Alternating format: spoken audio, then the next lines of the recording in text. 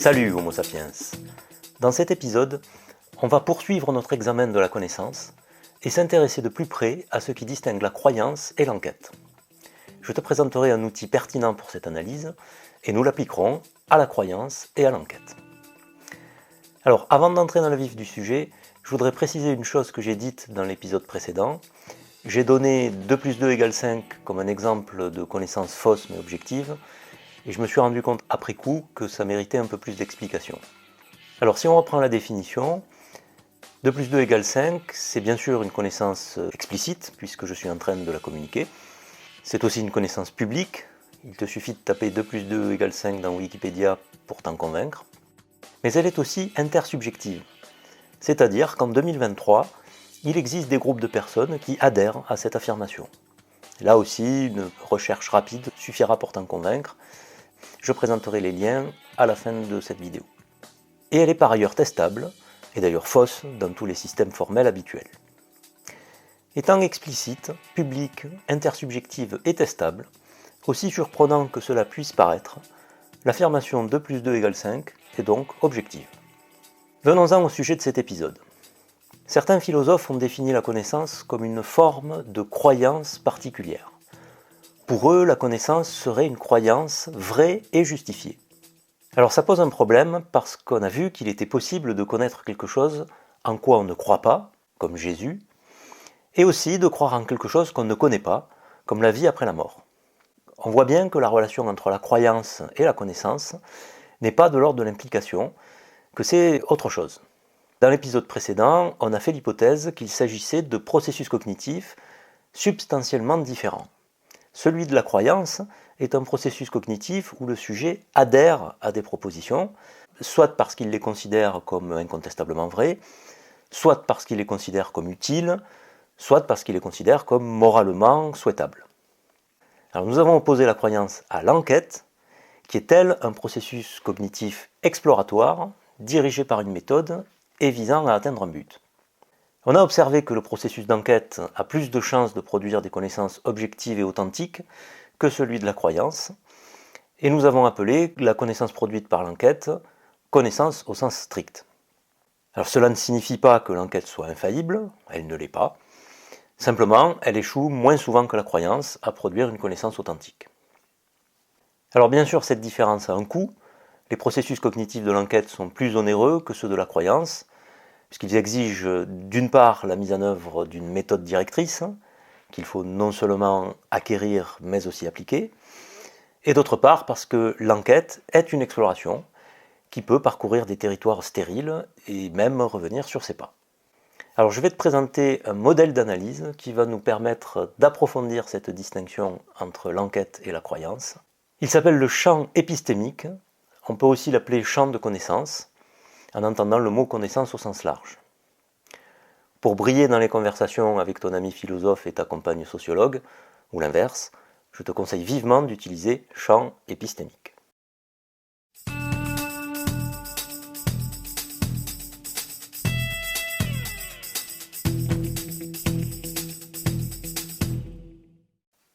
Alors examinons le champ épistémique. Nous sommes, toi, moi et les autres Homo sapiens, des animaux sociaux. Cela signifie que nous formons des sociétés et que nous communiquons entre nous, et donc, en particulier, que nous pouvons échanger nos connaissances. Au fil du temps, l'ensemble des processus de création de connaissances spécialisées qui s'exécutent dans les cerveaux des Homo sapiens, qu'il s'agisse de l'enquête ou de la croyance, ainsi que les processus d'échange de ces connaissances d'un cerveau à un autre, peuvent rencontrer plus ou moins de succès. Et lorsque ces processus réussissent, c'est-à-dire lorsqu'ils persistent activement dans la société pendant un certain temps, on peut parler d'entreprises collectives de production de connaissances. C'est le cas par exemple des grandes religions, des sciences et des pseudosciences.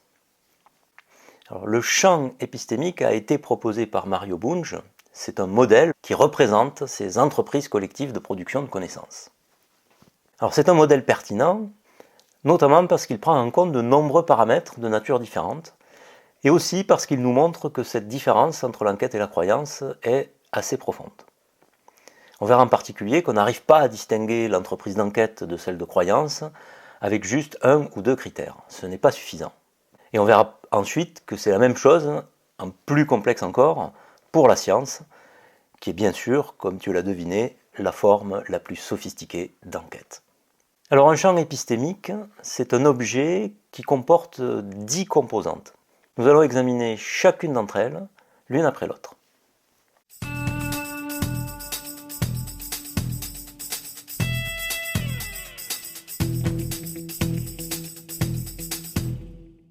La première composante d'un champ épistémique, et la plus évidente, c'est un ensemble de personnes.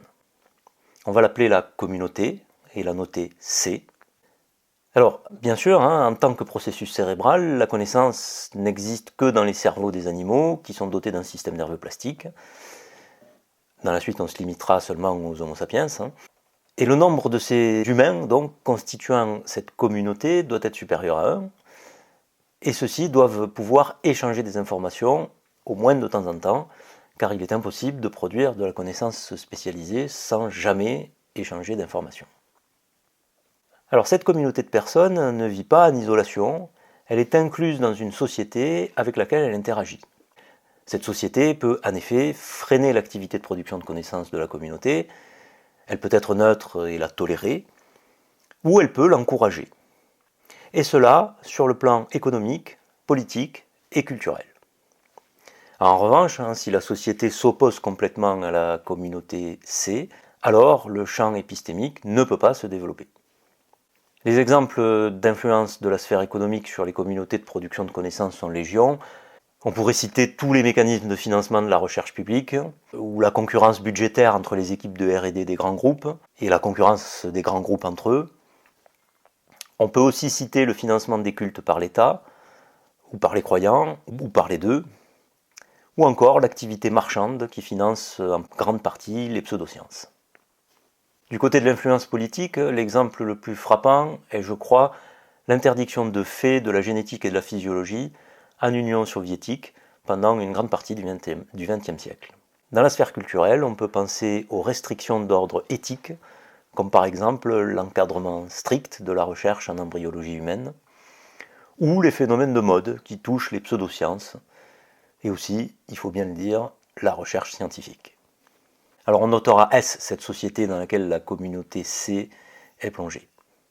La troisième composante est le domaine d'étude, et c'est celui qui vient aussi souvent à l'esprit en premier. Le domaine d'étude, c'est l'ensemble des objets à propos duquel le champ épistémique produit de la connaissance. Alors je rappelle que j'utilise le mot objet dans son sens philosophique le plus abstrait, de tout ce qui peut exister ou être pensé. Donc il peut s'agir de choses concrètes ou abstraites, vivantes ou non vivantes, matérielles ou immatérielles, existantes dans le présent ou ayant existé dans le passé, ou encore de choses putatives dont l'existence est supposée dans le futur. Alors par exemple, les nuages ou les roches métamorphiques, ce sont des choses concrètes qui existent dans le présent. Alors elles ont certainement, très probablement existé aussi dans le passé, et elles existeront aussi dans le futur prévisible.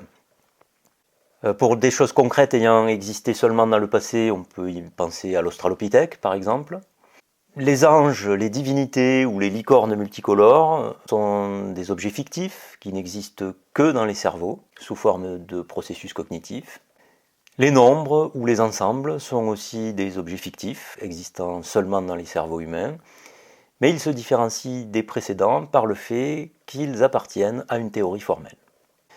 Si tu es un homo sapiens philosophe, j'imagine que tu trépignes sur ta chaise en constatant l'étendue des présupposés philosophiques qui transparaissent de mes affirmations précédentes. Nous en reparlerons dans un épisode entier consacré au socle philosophique de la science. Dernier point sur ce domaine d'étude, la connaissance explicite est représentée par une collection d'énoncés.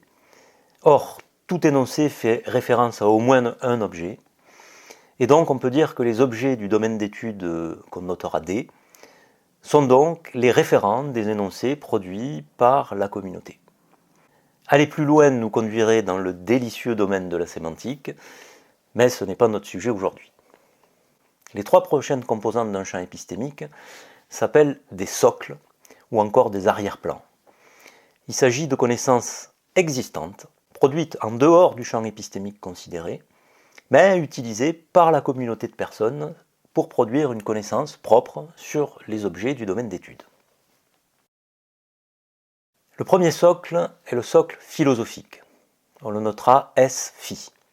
On l'appelle aussi le point de vue car c'est en quelque sorte le lieu d'où les membres de la communauté vont observer le monde. Les membres de la communauté n'ont pas toujours conscience de l'existence de ce socle, mais il est toujours présent. Avant d'avoir une vue sur quelque chose, il faut bien avoir un point de vue. Alors je l'ai déjà dit, je consacrerai un épisode entier à ce socle philosophique, mais voici une présentation succincte. Il se divise en 3 parties.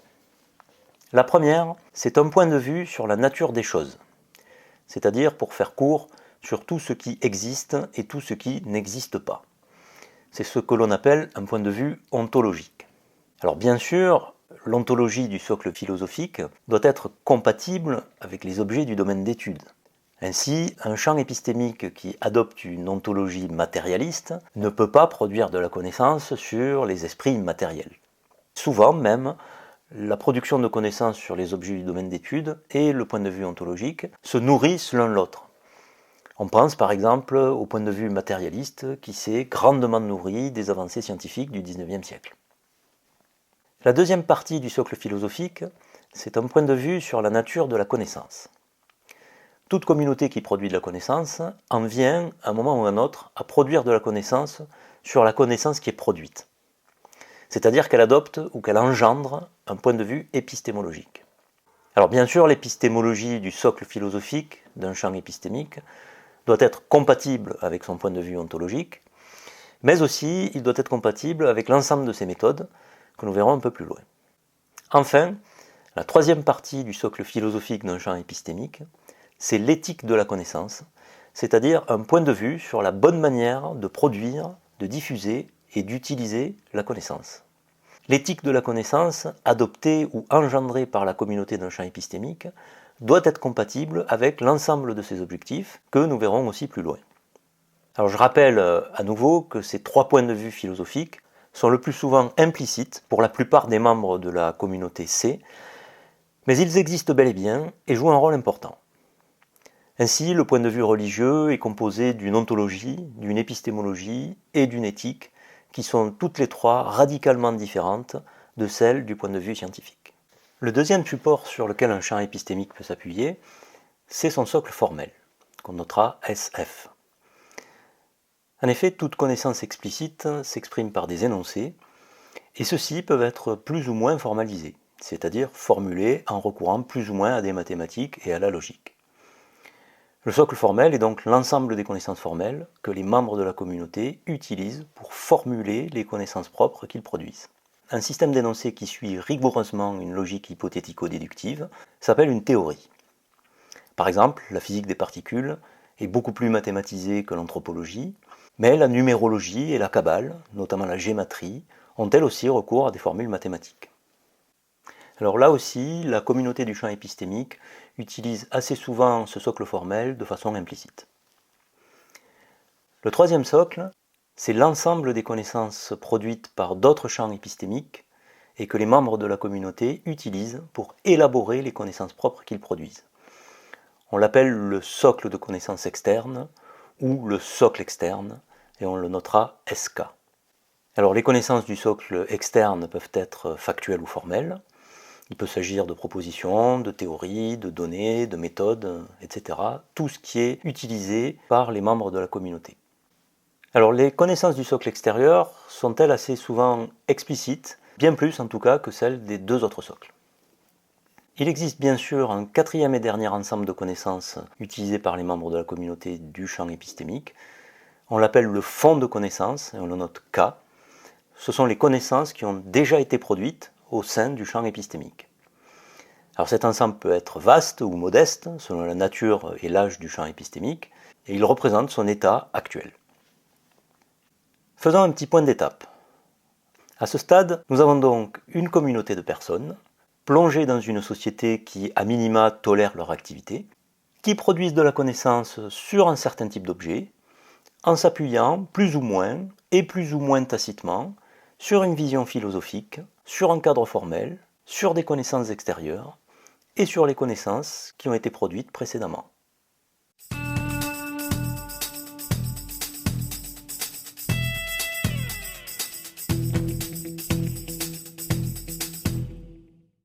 Examinons maintenant les autres composantes du champ épistémique. La problématique est la collection de questions que les membres de la communauté du champ épistémique se posent à propos des objets du domaine d'étude, et éventuellement aussi à propos de toutes les autres composantes du champ épistémique. Alors les questions qui se posent à propos des objets du domaine d'étude peuvent être de tout type, ça peut être des questions de nature, quelle est la nature de X, ça peut être des questions de valeur, quelle est la valeur de Y, ça peut être des questions d'utilité, etc. Par ailleurs, au fur et à mesure qu'un champ épistémique se développe, les membres de la communauté peuvent en venir à se poser des questions sur les autres composantes du champ de connaissance. Nous y reviendrons un peu plus tard, quand j'aurai fini de vous présenter toutes les composantes du champ épistémique. Alors la composante suivante, ce sont les objectifs, on la note O. Si les membres de la communauté se posent des questions sur les objets du domaine d'étude et produisent de la connaissance à leur propos, ils le font bien sûr pour certaines raisons. Ils ont des motivations, plus ou moins partagées par tous les membres de la communauté, et ces motivations peuvent être d'ordre cognitif, pratique ou moral. Enfin, la dernière composante d'un champ épistémique, qui n'est pas la moindre, ce sont ses méthodes, qu'on notera M. En effet, les membres de la communauté ne produisent pas des connaissances de façon aléatoire. Ils suivent nécessairement, mais là encore plus ou moins implicitement, un certain protocole qui transforme un problème en solution en s'appuyant sur le fond de connaissances existant et tous les socles, et qui produit, ce faisant, une nouvelle connaissance. Donc un processus qui fait cela, ça s'appelle une méthode. Alors une méthode, ça peut être plus ou moins systématique, ça peut être plus ou moins formalisé, mais ça existe toujours, au moins en partie. Les membres de la communauté peuvent suivre une méthode générale ou un ensemble de méthodes spécifiques selon tel ou tel problème ou tel sous-ensemble d'objets du domaine d'étude. Ou encore, ils peuvent suivre une combinaison des deux, une méthode générale et des méthodes spécifiques compatibles avec elle. Voilà, nous avons presque terminé la description d'un champ épistémique. Il nous reste à revenir sur la problématique P. Je rappelle que ce sont les questions que se posent les membres de la communauté à propos des objets d'étude, mais aussi, au fil du temps, à propos de toutes les autres composantes du champ épistémique. Alors voyons un petit peu quels sont le genre de questions que la communauté peut se poser à propos du champ épistémique lui-même. Les questions sur le domaine d'étude sont du type de quoi parlons-nous exactement ? Donc, par exemple, les objets étudiés par la sociologie sont-ils les individus, les sociétés humaines ou encore autre chose ? La psychologie étudie-t-elle les processus mentaux, les comportements ou les deux ? Ou encore, Dieu est-il un ou une trinité ? Les questions sur le socle philosophique sont aussi nombreuses. Voici quelques exemples. Les questions ontologiques, comme l'énergie existe-t-elle en soi ou est-elle seulement une propriété des choses ? Les questions épistémologiques, comme existe-t-il une méthode pour créer de nouvelles théories ? Et des questions d'ordre éthique, comme est-il moralement acceptable de pratiquer des expériences sur les animaux ? Les questions sur le socle formel sont du style quel formalisme utiliser, quel niveau de formalisme utiliser, ou encore comment formaliser le concept X. Donc par exemple, faut-il utiliser une géométrie euclidienne ou une géométrie riemannienne en physique ? Il y a aussi des questions que la communauté peut se poser sur les connaissances extérieures qu'elle utilise. Par exemple, l'atomistique, qui est la version simplifiée de la mécanique quantique utilisée par la chimie, est-elle suffisante pour produire des connaissances en chimie ? Ou, dans quelle mesure la théorie de la sélection naturelle, c'est-à-dire la biologie, peut-elle être utilisée pour expliquer les comportements humains ? Qui est une question que se posent les psychologues évolutionnaires. Les questions sur le fond de connaissances déjà produites sont les plus courantes. En biologie, par exemple, comment expliquer les comportements altruistes chez les animaux à la lumière de la sélection naturelle ? En météorologie, quelles sont les limites du modèle de l'atmosphère standard ? En physique des particules, quelles sont les conséquences du fait que la masse des neutrinos soit non nulle ? Et dans la religion chrétienne, les anges ont-ils un sexe ? Alors il y a même des questions que la communauté peut se poser sur la problématique elle-même, du type cette question est-elle bien posée ? Ou cette question vaut-elle la peine d'être creusée ? Ou encore cette question est-elle moralement acceptable ? Et là on voit que ce questionnement sur la problématique sera influencé par la partie éthique du socle philosophique du champ épistémique. Il y a aussi des questions sur les objectifs, comme par exemple, le but de la sociologie est-il de comprendre ou d'améliorer la société? Ou encore, le but de la psychologie est-il d'expliquer les processus mentaux en termes neurophysiologiques? Ou encore, doit-on tenter de comprendre les voies du Seigneur? Enfin, les questions sur les méthodes. Elles sont nombreuses aussi. Cette méthode est-elle fiable? Existe-t-il une méthode plus simple que celle que nous utilisons actuellement? Ou encore, comment faire pour obtenir telle information sur telle propriété d'un objet du domaine d'étude? Donc, par exemple, en astronomie, comment détecter des ondes gravitationnelles? C'est une question de méthode. En psychologie, comment s'assurer que les sujets volontaires pour participer à une expérience représentent bien l'ensemble des sujets? C'est aussi une question de méthode. Et enfin, quelle est la meilleure façon de communiquer avec Dieu? Qui est encore une question de méthode. Donc, je vous rappelle les 10 composantes du champ épistémique. Nous avons une communauté de personnes C, qui est plongée dans une société S, qui étudie des objets d'un domaine d'étude D, en utilisant un socle philosophique, un socle formel et un socle extérieur, ainsi que le fond de connaissances qui a déjà été produite dans le passé par le champ épistémique, pour adresser des problèmes qui sont définis par la problématique, afin d'atteindre des objectifs O, et cela grâce à des méthodes M. Alors, quelques remarques encore. Parmi toutes ces composantes, 2 sont des ensembles de choses réelles. Donc la communauté C est un ensemble d'Homo sapiens, et la société S est aussi un ensemble d'Homo sapiens, dans laquelle C est contenu. 7 des composantes sont des ensembles de concepts. Le socle philosophique, le socle formel, le socle de connaissances extérieures, le fond de connaissances, les problèmes, les objectifs et les méthodes sont toutes des concepts. Enfin, la dernière composante D, le champ d'étude, peut être soit une chose, soit un concept, selon la nature des objets à propos desquels le champ épistémique produit de la connaissance.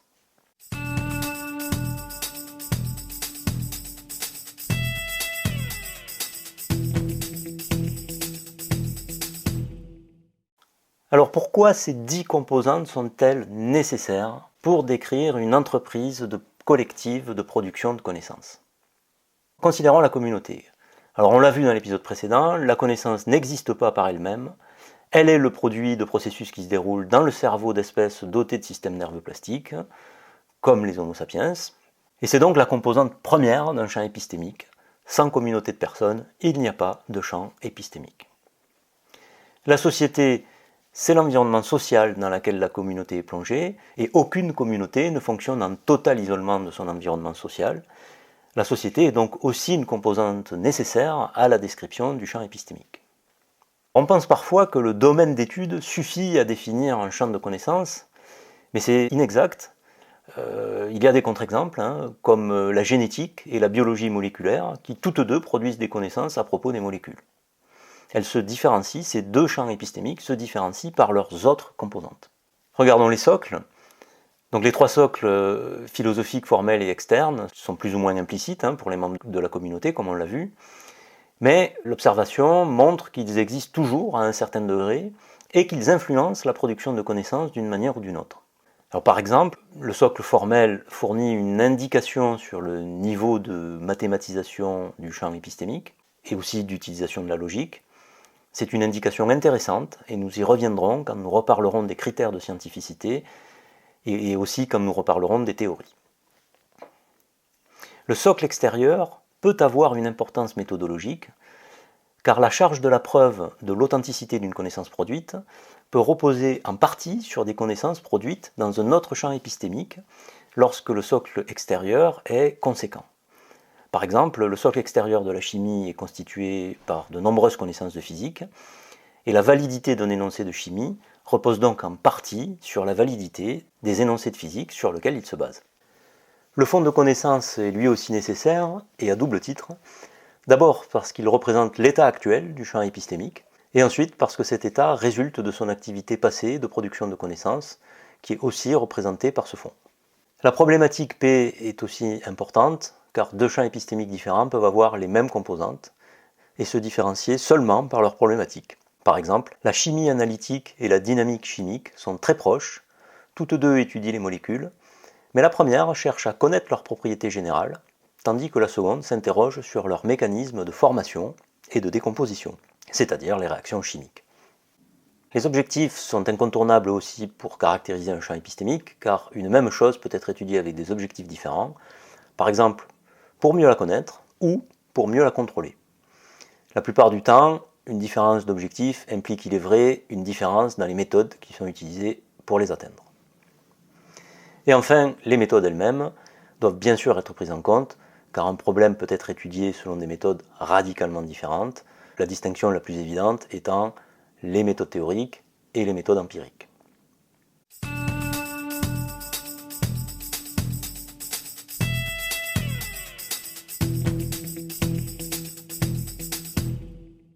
Pour finir sur le sujet, citons quelques types particuliers de champs épistémiques.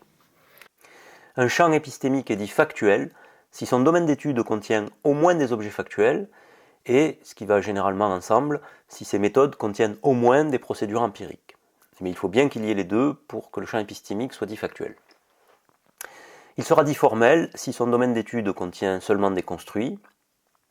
Il sera dit empirique si ces méthodes contiennent au moins des procédures empiriques. Et enfin, il sera dit théorique si ces méthodes ne contiennent que des procédures conceptuelles. On peut en déduire la conséquence suivante, un champ de recherche empirique est factuel. Voilà qui termine notre tour d'horizon du champ épistémique.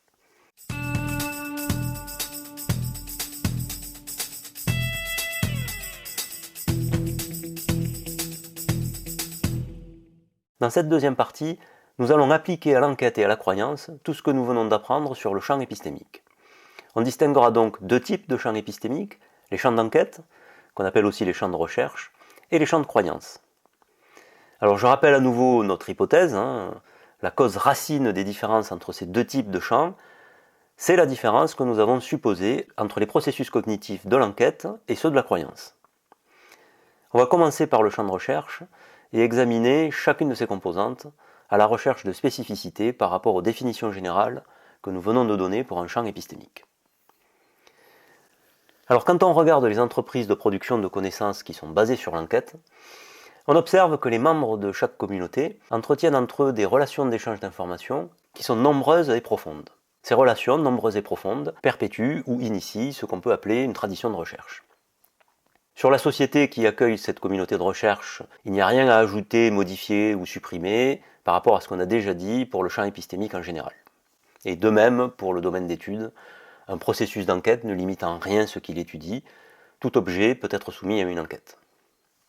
Examinons maintenant les trois parties du socle philosophique d'un champ de recherche.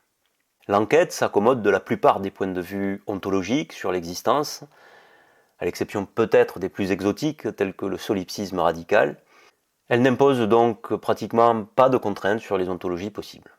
Et de même, l'enquête s'accommode aussi de n'importe quelle éthique de la connaissance. En revanche, l'enquête impose une contrainte aux épistémologies. Toute épistémologie d'un champ de recherche se doit d'inclure des principes sur la nature de l'enquête et de la connaissance qu'elle produit, puisque l'enquête est le processus cognitif qui est mis en œuvre par les membres de la communauté pour produire de la connaissance. Concernant le socle formel, tout ce que nous avons dit sur le socle formel d'un champ épistémique en général reste valide, le processus d'enquête n'y change rien. En revanche, le socle de connaissance externe est lui obligatoirement non vide. En effet, toute enquête étant un processus exploratoire, elle nécessite de prendre en compte des territoires de la connaissance qui ont déjà été explorés, soit pour ne pas avoir enquêté inutilement, soit pour trouver des indices, ou un support, ou des outils pour sa propre enquête. De plus, le socle de connaissances externes ne peut être peuplé que de connaissances issues d'un ou plusieurs autres champs de recherche. En effet, une enquête qui utiliserait comme indice, support ou outil des connaissances provenant d'autre chose qu'un champ de recherche s'éloignerait elle-même du processus d'enquête et n'en serait plus une. En d'autres termes, les processus cognitifs d'enquête, pour rester des processus d'enquête, ne se nourrissent que des résultats produits par d'autres processus d'enquête. Alors si on examine le fond de connaissance d'un champ de recherche, une propriété saute aux yeux, c'est que ce fond croît continuellement, à quelques exceptions près. Autrement dit, les connaissances produites par les champs de recherche sont globalement cumulatives. Enfin, ce que nous avons dit sur la problématique, les objectifs et les méthodes d'un champ épistémique reste inchangé pour un champ de recherche. Un champ de recherche possède obligatoirement deux propriétés supplémentaires qu'un champ épistémique en général ne possède pas. La première est la propriété de contiguïté. On l'a déjà vu à propos du fond de connaissance, aucun champ de recherche n'existe isolément des autres. Il est toujours lié à d'autres champs de recherche qu'il supporte ou dont il bénéficie du support. Mais cette propriété est plus large. On peut la regarder de plus près. Pour cela, appelons R un champ de recherche. Alors, il existe obligatoirement au moins un autre champ de recherche R', en relation avec R, et cette relation peut prendre l'une, l'autre ou les deux formes suivantes. La première forme est la suivante.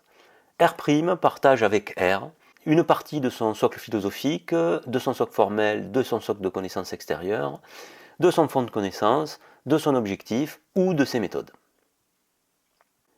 La deuxième forme concerne le domaine d'étude. Soit le domaine d'étude de l'un des champs de recherche est inclus dans l'autre, au sens ensembliste de l'inclusion, c'est-à-dire que les deux champs de recherche étudient en partie les mêmes objets, ou bien les objets étudiés par un des champs sont des composants des objets étudiés par l'autre, qui sont des systèmes. Alors c'est le cas par exemple de la chimie moléculaire, qui est un champ de recherche contigu à la physique atomique, parce que les objets de la physique atomique, qui sont des atomes, sont des composants des molécules, qui sont des systèmes d'atomes, étudiés par la chimie moléculaire. De cette condition de contiguïté, il résulte que tous les champs de recherche forment entre eux un supersystème de connaissances. Si tu veux en savoir plus, Homo sapiens, sur les concepts de composants, de systèmes et de supersystèmes, je peux y consacrer un prochain épisode, n'hésite pas à me le faire savoir. La seconde propriété, que j'appelle la propriété d'évolution spontanée, dit la chose suivante. Si on observe les composantes conceptuelles d'un champ de recherche R dans le temps, on constate deux choses. Premièrement, elles évoluent en permanence. Deuxièmement, cette évolution est spontanée et résulte soit d'un mécanisme interne au champ de recherche en question, c'est-à-dire en fait au déroulement de l'enquête, soit de l'enquête qui se déroule dans un ou plusieurs autres champs de recherche avec lesquels R est contigu. Par spontanément, j'entends que cette évolution n'est due qu'à l'enquête, que ce soit donc une enquête dans le champ de recherche en question ou dans un autre avec lequel il est contigu. Résumons les spécificités d'un champ de recherche. Les membres de sa communauté, qu'on appelle communauté de recherche, entretiennent des relations d'échange d'informations qui sont nombreuses et profondes. L'épistémologie de son socle philosophique inclut des principes sur la nature de la recherche, sur les objets étudiés et sur la connaissance qui en résulte. Son socle de connaissances externes est obligatoirement non vide et peuplé de connaissances issues de notre champ de recherche. Son fond de connaissances est globalement cumulatif. Il est contigu à un autre champ de recherche. Et ses composantes conceptuelles évoluent continuellement et spontanément, et cette évolution résulte de l'enquête qui se déroule en son sein ou dans un autre champ de recherche avec lequel il est contigu. Voilà, Homo sapiens, ce qui caractérise un champ de recherche.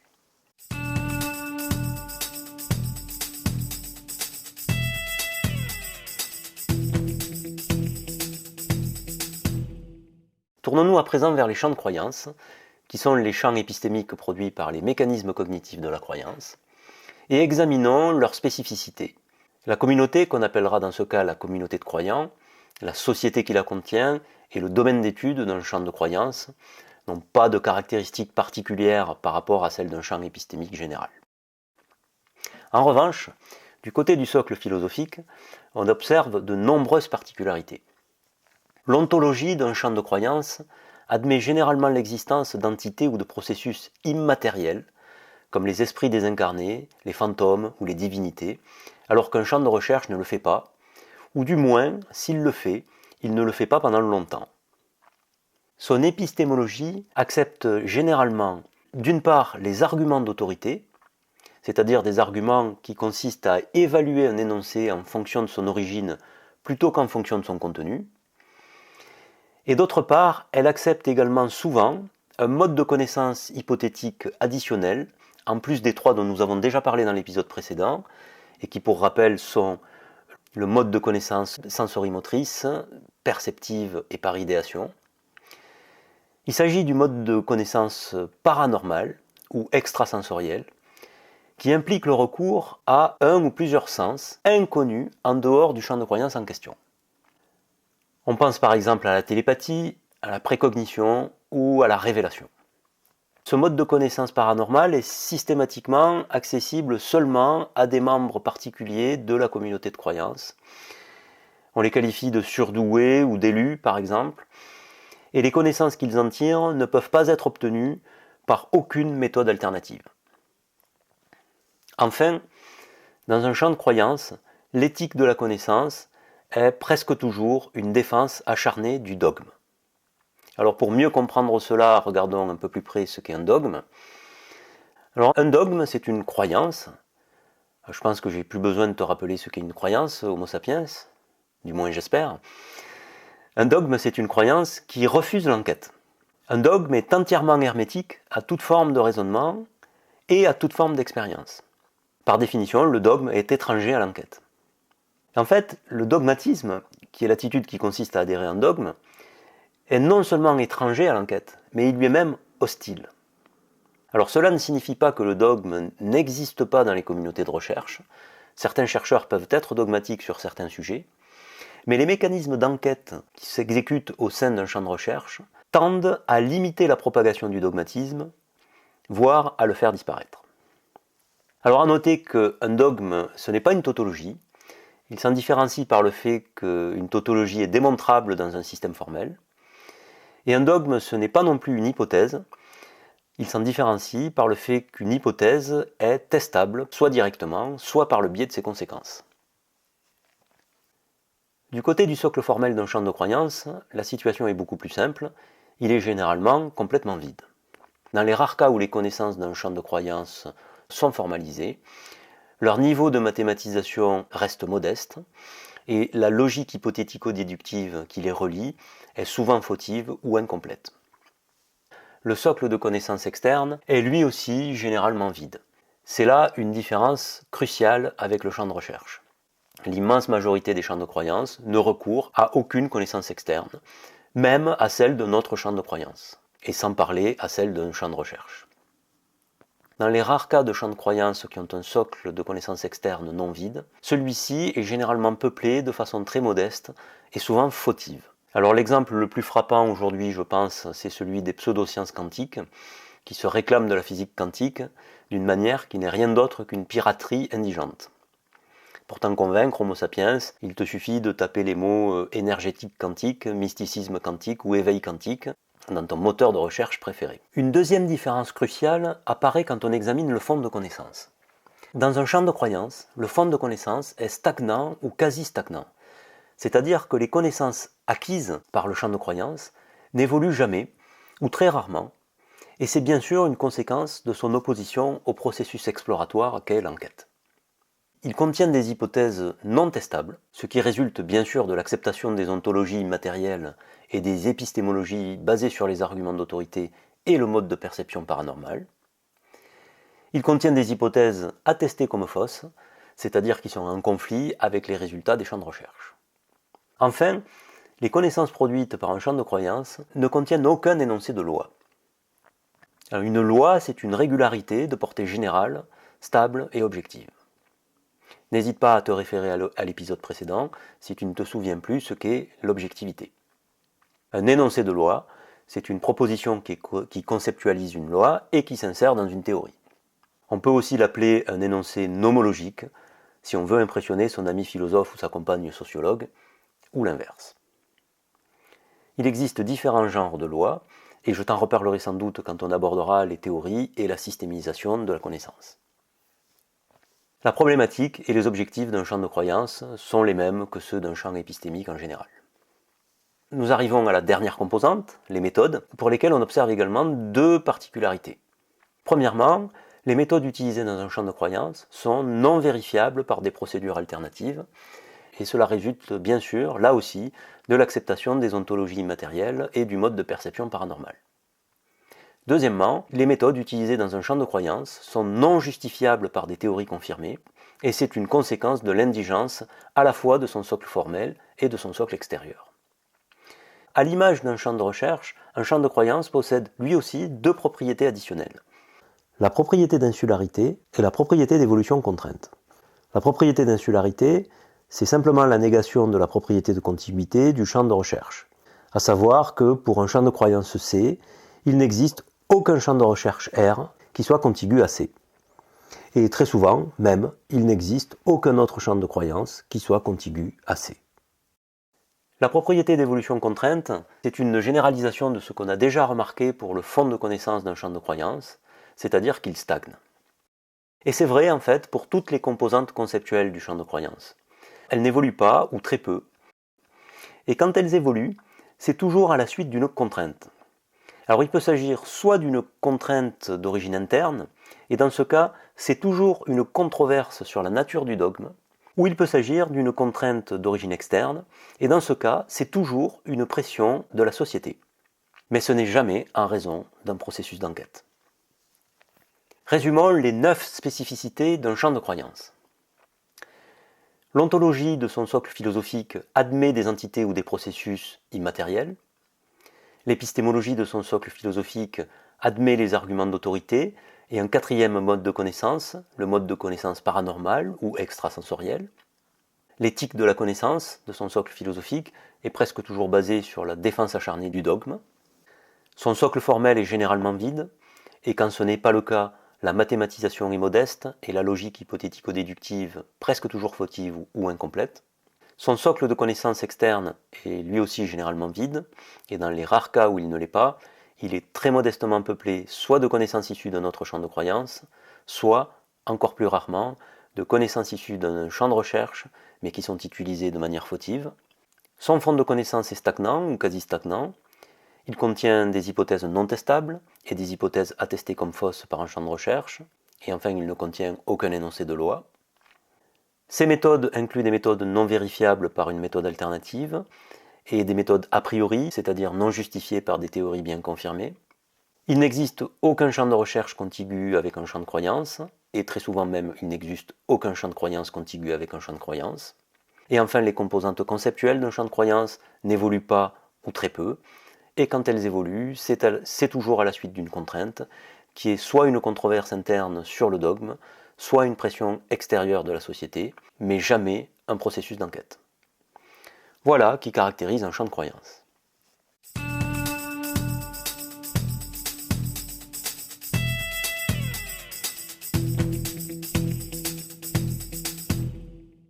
Récapitulons ce que nous avons abordé dans cet épisode.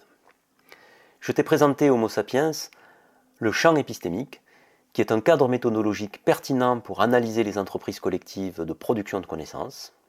Nous l'avons appliqué aux entreprises collectives de production de connaissances qui résultent des processus d'enquête et à celles qui résultent des processus de croyance, et nous avons fait apparaître 9 différences essentielles entre ces deux entreprises, qui sont celles que je viens de lister précédemment.